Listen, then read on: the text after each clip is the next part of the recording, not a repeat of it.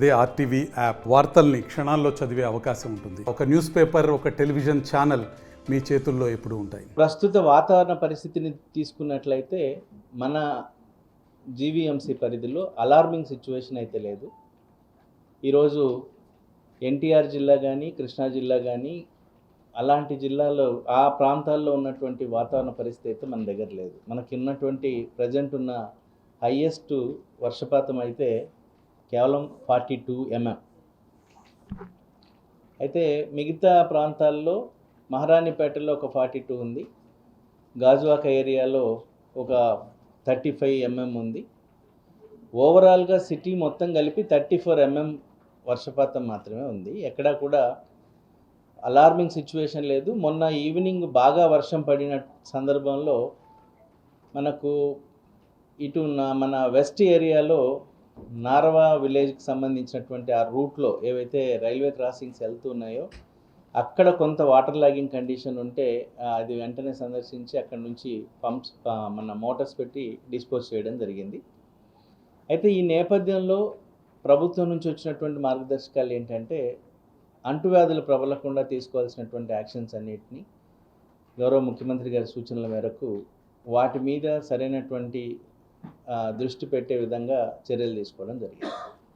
ఇకపోతే 100 రోజుల విషయానికి వస్తే మనం పబ్లిక్ హెల్త్ నుంచి 100 రోజులకు సంబంధించిన యాక్టివిటీస్ చేసేటప్పుడు మన విశాఖపట్నం సిటీకి సంబంధించి 59 గ్యార్బేజ్ డంపులు ఉన్నాయి. అంటే ఇవి రకరకాల ఇండస్ట్రియల్ వ్యక్తులు కానీ, కమర్షియల్ ఎస్టాబ్లిష్మెంట్స్ కానీ గత కొద్ది కాలం నుంచి వేస్తూ ఉన్నటువంటి చెత్తని ప్రత్యేకమైనటువంటి వాహనాలన్నింటినీ ఏర్పాటు చేసి వాటి ద్వారా మొత్తం 59 డంపుల్ని మనం క్లియర్ చేయడం జరిగింది. ఇవి కాకుండా అటు రెసిడెన్షియల్ ఏరియాలో, కమర్షియల్ ఏరియాలో ఉన్నటువంటి గ్యార్బేజ్ వల్నరబుల్ పాయింట్స్ అంటారు. అంటే దగ్గరలో ఒక పాయింట్ ఏదో అలవాటు అయిపోయి ఉంటుంది, ప్రజలు వేస్తూ ఉంటారు నిత్యం. అలాంటివంటి పాయింట్లు రోజు ఆపరేట్ చేయాలి వాటిని. సో అవి రోజు ఏ రోజుకి ఆ రోజు ఆ 412 డంపుల్ని కూడా ఆపరేట్ చేయడం జరుగుతుంది. దీంతో పాటు రెగ్యులర్ శానిటేషన్ యాక్టివిటీస్ని మనం చేస్తూనే ఉన్నాం. మన యొక్క మొత్తం జీవీఎంసీ సిటీలో దాదాపు 2200 కిలోమీటర్ల డ్రైన్ లెంత్ ఉంది. ఒక 700 కిలోమీటర్లు వాటిల్లో మైనర్ డ్రైన్స్ ఉన్నాయి. అన్నీ కలిపితే మేజర్ డ్రైన్స్ ప్రధానంగా 128 కిలోమీటర్లు. ఈ 128 కిలోమీటర్ల మేజర్ డ్రైన్స్ని ఇంజనీరింగ్ డిపార్ట్మెంట్ నుంచి డ్రైన్ క్లీనింగ్ అనేది కంప్లీట్ చేయడం జరిగింది. ఇవి కాకుండా మనకు మేజర్ డ్రైన్స్ ఏవైతే ఉన్నాయో ఈ మేజర్ డ్రైన్స్ పర్టికులర్గా ఇవన్నీ సముద్రంలోకి కలిసేటువంటి మేజర్ డ్రైన్స్ ఉన్నాయో వాటిల్లో ఇంకా కొన్ని వర్క్స్ జరుగుతూ ఉన్నాయి. బహుశా 3-4 డేస్లో ఆ వర్క్స్ కూడా కంప్లీట్ అయిపోతాయి. కాబట్టి మొత్తం మన యొక్క డ్రైన్స్ అన్నింటి యొక్క డ్రైన్ క్లీనింగ్ అనేది ఎప్పటికప్పుడు డీసిల్టింగ్ అనేటువంటి కార్యక్రమాన్ని 100 డేస్లో పెట్టుకోవడం జరిగింది. దీని తర్వాత డ్రైన్స్ని క్రాస్ చేసేటువంటి వాటర్ పైప్ లైన్స్ ఉన్నాయి మన దగ్గర. ఇది 100 డేస్లో పెట్టుకోవడం జరిగింది. దాదాపు 390 పైప్ లైన్స్ ఉన్నాయి డ్రైన్స్ని క్రాస్ చేసేవి. 340 వరకు మనం క్లియర్ చేయడం జరిగింది. సో 340కి ఏం చేసామంటే డ్రైన్ క్రాసింగ్ అయ్యేదాన్ని బైపాస్ చేసి డ్రైన్కి టచ్ అవ్వకుండా వాటన్నిటిని కూడా సివిల్ వర్క్స్ కింద తీసుకొని అన్నిటినీ కంప్లీట్ చేయడం జరిగింది. ఆ 45 మిగతా పెండింగ్ ఉన్నాయి, వాటిని రాబోయే 3-4 రోజుల లోపల కంప్లీట్ చేస్తాం. ఇది కూడా మనం 100 డేస్లో ఒక యాక్షన్ ప్లాన్ కింద పెట్టుకోవడం జరిగింది.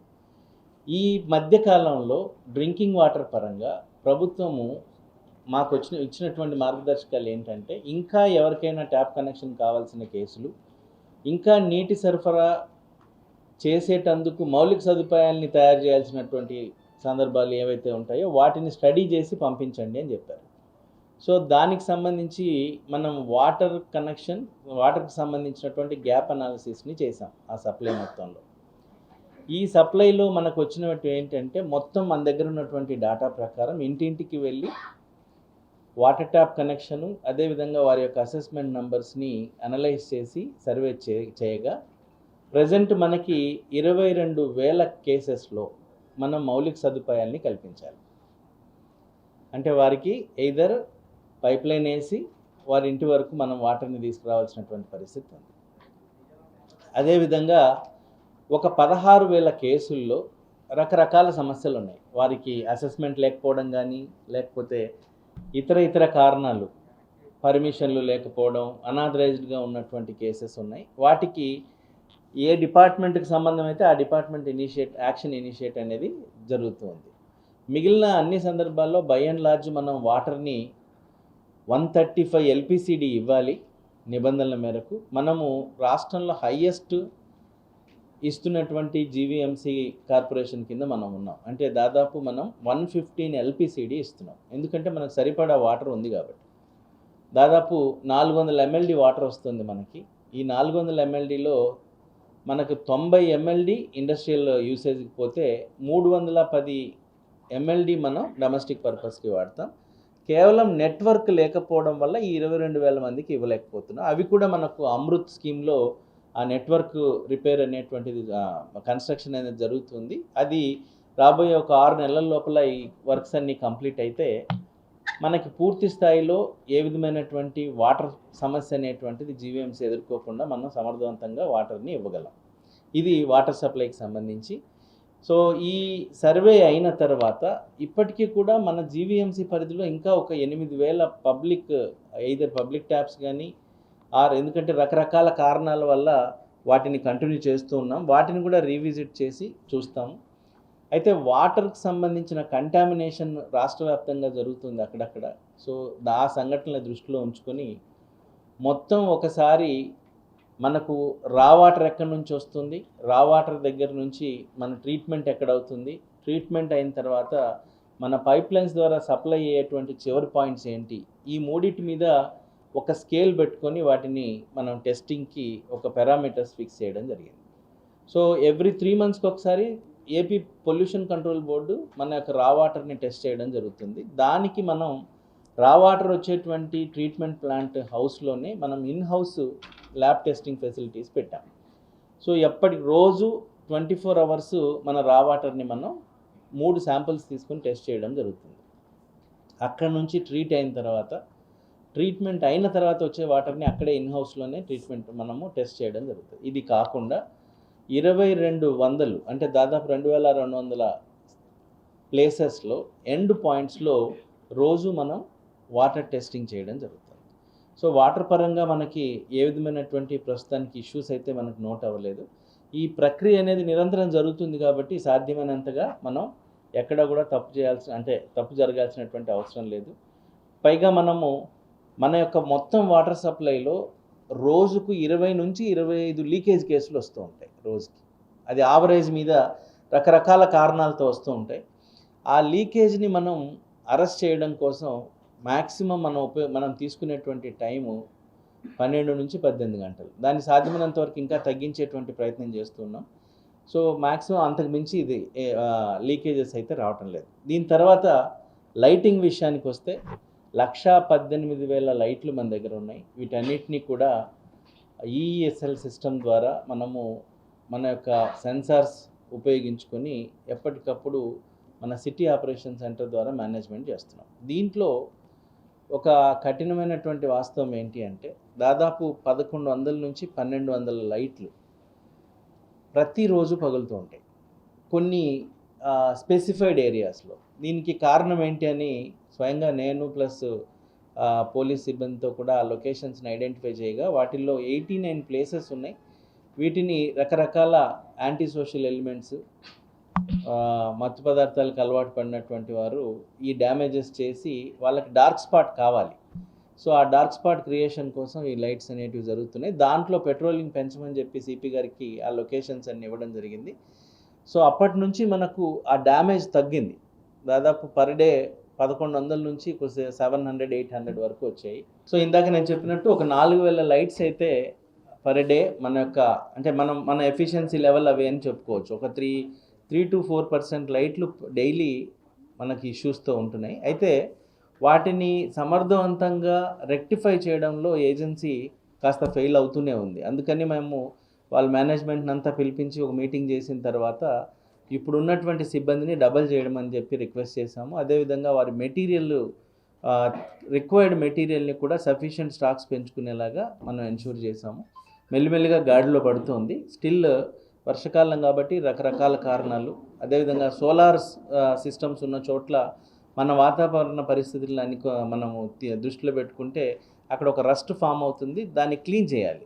యాక్చువల్గా ఎవ్రీ వీక్కి ఆర్ 8 డేస్కి ఒకసారి ఆ క్లీనింగ్ మెకానిజం అనేది జరగడం వల్ల జరిగితేనే అది లైట్ వెలగడం జరుగుతుంది. ఇలాంటి సమస్యలతో ఉన్నాయి. వాటిని కూడా మనం ఇంప్రూవ్ చేసుకునేటువంటి ప్రయత్నం చేస్తూ ఉన్నాం. ఇవి కాకుండా రోడ్స్ పరంగా తీసుకున్నట్లయితే రోడ్ మెయింటెనెన్స్ కోసం ఒక 40 అడుగుల కంటే ఎక్కువ ఉన్నటువంటి రోడ్స్ని మనం ఐడెంటిఫై చేసాం. అరౌండ్ 250+ కిలోమీటర్స్ రోడ్స్ని ఐడెంటిఫై చేసి వాటిని కూడా మనము పూర్తి స్థాయిలో చేసేటందుకు ఇప్పుడే ఈ 100 డేస్లో భాగంగానే మనం వాటిని మన ప్రణాళికలో పెట్టడం జరిగింది. ఇకపోతే ప్లానింగ్ డిపార్ట్మెంట్కి సంబంధించి ప్రతి సోమవారము మనం తీసుకునేటువంటి గ్రీవెన్స్లో సింహభాగం అంటే 80% ప్లానింగ్ నుంచే మనకి సమస్యలు వస్తున్నాయి. మిగిలిన 20%లో ఒక 10 to 12% రెవెన్యూ విభాగం నుంచి వస్తుంటే రిమైనింగ్ 5 to 6% మనకి మన శానిటేషన్ నుంచి వస్తున్నాయి. 1 or 2% మాత్రమే పెన్షన్ ఇష్యూస్, అదర్ ఇష్యూస్ వస్తున్నాయి. అయితే దీనికి ప్రధానమైన కారణం ఏంటి అని అనలైజ్ చేసినప్పుడు గౌరవ మంత్రివర్యులు కూడా ఈ అంశం మీద డీటెయిల్ డిస్కషన్ చేయడం జరిగింది. దీంట్లో మన జీవీఎంసీ పరిధిలో ప్రతి సంవత్సరం 5,700 న్యూ బిల్డింగ్ కోసం పర్మిషన్స్ పెట్టుకోవడం జరుగుతుంది. 5,700 రఫ్లీ. లాస్ట్ 2 years కూడా 5,200 ఒక సంవత్సరం, 5,600 ఒక సంవత్సరం, దెన్ 5,700 ఒక సంవత్సరం. వీటి యొక్క అనాలిసిస్ తీసుకొని చూసినప్పుడు పర్ డే వారికి ఉన్నటువంటి వర్క్ లోడ్ని దృష్టిలో ఉంచుకొని డిజైన్ చేసినప్పుడు 15 days లోపల అతను ఆ అప్లికేషన్ మీద స్పందించాలి అన్నది సాఫ్ట్వేర్లో ఇచ్చినటువంటి నిబంధన. అదేవిధంగా చట్టం కూడా 15 days లోపల ఇవ్వమని చెప్తుంది. అదర్వైజ్ డీమ్డ్ అవుతాయి. అయితే జరిగే వాస్తవాలు ఏంటి అంటే ప్రతిసారి ప్లానింగ్ డిపార్ట్మెంట్లో చిన్న ల్యాప్సెస్ ఉంటాయి. ఎందుకంటే అప్రూవల్ అనేది ఆటో అప్రూవల్ సిస్టమ్ పెట్టినప్పుడు కంపల్సరీగా వారు ఇచ్చినటువంటి ప్లాన్ని వారు అప్లికెంట్ పొందుపరచాల్సినటువంటి డాక్యుమెంట్స్ అనేటివి కంపల్సరీగా ఉండాల్సిందే. సిస్టమే అనలైజ్ చేసుకున్న తర్వాత దాన్ని అప్రూవల్కి పంపడం అనేది జరుగుతుంది. ఈ సందర్భంలో షార్ట్ ఫాల్ ఐడెంటిఫై చేసి వెనక్కి పంపేటువంటి కేసుల్ని మేము అనలైజ్ చేసాం. 5 సార్ల కంటే ఎక్కువ, 6 సార్ల కంటే ఎక్కువ ఎంతమంది చేస్తున్నారు అనేది అనలైజ్ చేసినప్పుడు ఒక 2-3% people more than 6 times 7 times వాటిని షార్ట్ ఫాల్ ఐడెంటిఫై చేసి వెనక్కి పెడుతూ ఉన్నారు. అలా పెట్టేటప్పుడు వారు 10 రోజుల తర్వాత దాన్ని షార్ట్ ఫాల్ ఐడెంటిఫై చేసి పెడుతున్నారు. అంటే ఆ 10 రోజులు అప్లికెంట్కి టైం వేస్ట్ అవుతుంది. అయితే దీనికి రకరకాల మల్టిపుల్ కారణాలు ఉన్నాయి. దురుద్దేశంతో చేసే సిబ్బంది కొంతమంది ఉంటే ఎల్టీపీస్ అని ఉంటారు. మీకు ఆ లోకల్ టెక్నికల్ పర్సన్స్ ఎవరైతే ఉంటారో వీళ్ళు ఆ అప్లికేషన్ని మన ప్రజల తరపున దాన్ని మనకు ప్రాసెస్ చేసేటువంటి వారు దాన్ని రెక్టిఫై చేయకుండా రిపీటెడ్గా దాన్నే పంపుతూ ఉన్నారు. ఆ రెక్టిఫికేషన్ అనేది జరగకపోవడం వల్ల కొన్ని రిపీటెడ్గా షార్ట్ ఫాల్స్ పడుతున్నాయి. దీన్ని ఐడెంటిఫై చేసి మంత్రివర్యులు ఏం చెప్పారంటే లాస్ట్ టైము ఎక్కడైనా సరే 1-2 సార్లు షార్ట్ ఫాల్ పడిన తర్వాత 3వసారి DTCPకి వెళ్ళిపోతుంది. సో ఆ విధంగా మేము ఈ మొత్తం వ్యవస్థను మారుస్తామని మొన్న రివ్యూ మీటింగ్లో ఆయన చెప్పడం జరిగింది. వాటికి సంబంధించిన ఆదేశాలు త్వరలో వస్తాయి. వచ్చిన తర్వాత అప్పుడు సిబ్బంది కొద్దిగా అలర్ట్గా ఉండి ఇమ్మీడియట్గా వాటిని రెక్టిఫై చేసేలాగా చూసుకోవడం. ఇది కాకుండా అక్రమ నిర్మాణాలు ప్రధానంగా జీవీఎంసీ స్థలాల్లో కానీ ప్రభుత్వ స్థలాల్లో కానీ అయ్యేటువంటి వాటి మీద ప్రత్యేకమైనటువంటి దృష్టి పెట్టడం కోసం సార్ చెప్పినట్టు, గౌరవ మంత్రి గారు చెప్పినట్టు ఒక టాస్క్ ఫోర్స్ ఏర్పాటు కోసం జీవో ఇవ్వడం జరుగుతుందని చెప్పారు. అయిన వెంటనే మనం యాక్టివేట్ చేయడం జరుగుతుంది. సో ఈ అక్రమ నిర్మాణాల మీద వచ్చేటువంటి కంప్లైంట్స్, సో ఆ కంప్లైంట్స్ని ఎప్పటికప్పుడు ఈ టాస్క్ ఫోర్స్ టేకప్ చేసే విధంగా దాన్ని మనం ముందుకు తీసుకెళ్లేటువంటి ప్రయత్నం చేస్తున్నాం. సో ఇక రెవెన్యూ పరంగా తీసుకున్నట్లయితే రెవెన్యూలో ప్రధానంగా మనకు ప్రతి సంవత్సరం ఒక టార్గెట్ పెట్టుకుంటాం. అసెస్ చేయనటువంటి అన్అసెస్డ్ హౌస్ మనకు ప్రాపర్టీ ట్యాక్సెస్ ఎన్ని ఉన్నాయి, అండర్ అసెస్డ్ ప్రాపర్టీ ట్యాక్సెస్ని మనం ఎంత టార్గెట్ పెట్టుకుని ఎంత అచీవ్ అవ్వాలి అని. మేము ఈసారి అన్అసెస్డ్ కేసెస్ని 10,000 టార్గెట్ పెట్టుకున్నాం. 10,000 అన్అసెస్డ్ హౌసెస్ని మనం ఐడెంటిఫై చేసి వాటికి ట్యాక్స్ వేసి జీవీఎంసీకి రాబడి వచ్చే విధంగా చేయాలి. దాదాపు 4,600 ఐడెంటిఫై కూడా చేయడం జరిగింది. ప్రెస్ దాంట్లో వసూలు చేశామని చెప్పి పడింది ఆ లైన్, వసూలు చేయాలి ఇప్పుడు. సో ఈ 100 డేస్లో మనం ఇంకా మనకు ఆ రిమైనింగ్ 5,000 కూడా రావాలి. అంటే మన 10,000 టార్గెట్ని మనం 100 డేస్లో మనం కంప్లీట్ చేసి వాటికి సంబంధించినటువంటి ట్యాక్సేషన్ ప్రాసెస్ని మనం కంప్లీట్ చేయడం జరుగుతుంది. అదేవిధంగా అండర్ అసెస్డ్ కేసెస్ కూడా 3,000 టార్గెట్ పెట్టాం. 877 కేసెస్లో మనం ఆల్రెడీ మనము ఐడెంటిఫికేషన్ అనేది చేసి వాటికి మనం తిరిగి రివైజ్డ్ ట్యాక్సేషన్ అనేది చేయాలి. ఇవి కాకుండా మన దగ్గర దాదాపు ఒక 170 కేసులు వివిధ కారణాలతో వారి యొక్క నేమ్ తప్పుపడడం కానీ, సర్వే నెంబర్, డోర్ నెంబర్ తప్పుపడడం కానీ, ఆ కేసెస్ వల్ల వారికి మనం ప్రాపర్టీ ట్యాక్స్ వేసేటువంటి పరిస్థితి లేకుండా పోతుంది. ఆ కేసెస్ అన్నిటినీ కూడా రికమెండ్ చేసి జీవీఎంసీ నుంచి సిడిఎంఏ గారికి పంపడం జరిగింది. సిడిఎంఏ గారు ఫస్ట్ నేమ్ కరెక్షన్ సంబంధించినటువంటి చేంజెస్ని అలో చేసేసారు. సో వాటితో మా దగ్గర పెండింగ్ ఉన్నటువంటి ఒక 45 కేసుల్ని మనం క్లియర్ చేయగలుగుతున్నాం. సో రిమైనింగ్ కేసెస్ అన్నీ కూడా అడ్రస్ చేంజెస్కి కూడా త్వరలో మనకు పర్మిషన్ వస్తే, వీటిల్లో నేను గమనించింది ఏంటంటే రిపీటెడ్గా మన దగ్గరికి వచ్చేటువంటి కేసెస్ గ్రీవెన్స్ కోసం. రిపీటెడ్గా వచ్చే కేసెస్లో ఒకటి ప్లానింగ్ ఉంటే, రెండోది ఇది. ప్లానింగ్లో ఏముంటున్నాయంటే మాకు పర్మిషన్ రాలేదు అనేది ఉంటుంది. సో మనం పర్మిషన్ రాలేదు అన్నటువంటి కేసు ఇందాక మంత్రి గారు చెప్పిన సొల్యూషన్తో మనం సాల్వ్ చేసుకున్నట్టే రెవెన్యూలో కూడా ఈ సమస్య ఉంది. ఈ సమస్య అది సాల్వ్ అయిపోతే దాదాపుగా మనకు ఒక 15% గ్రీవెన్స్కి వచ్చేటువంటి వాళ్ళ యొక్క సంఖ్య తగ్గుతుంది. అప్పుడు కమిషనర్ స్థాయిలోనే ఆ నిర్ణయం ఉంటుంది కాబట్టి కమిషనర్ అలాంటి సమస్యలు వచ్చినా కూడా ఫ్యూచర్లో వాటిని రెక్టిఫై చేయొచ్చు. ఇది రెవెన్యూ పరంగా. ఇక ఇంజనీరింగ్ పరంగా తీసుకున్నట్లయితే ప్రభుత్వము రకరకాల స్కీమ్స్ ద్వారా ఇచ్చినటువంటి పనులన్నింటినీ కూడా తిరిగి వాటిని పట్టాలు ఎక్కిమని చెప్పడం జరిగింది. సో దాని పరంగా మనము ఈ చిన్న చిన్న పేమెంట్ ఇష్యూస్ ఉన్నాయి, అవన్నీ రిజాల్వ్ అయిన వెంటనే రెగ్యులర్ వర్క్స్ అన్నీ కూడా వాటిని మనము కొద్దిగా వేగంగా చేయించేటువంటి ప్రయత్నం చేయడం జరుగుతుంది. మరిన్ని వీడియోస్ కోసం ఛానల్ ని సబ్స్క్రైబ్ చేయండి, లేటెస్ట్ అప్డేట్స్ కోసం వాట్సాప్ ఛానల్ ని ఫాలో చేయండి అండ్ లింక్ డిస్క్రిప్షన్ లో ఉంది.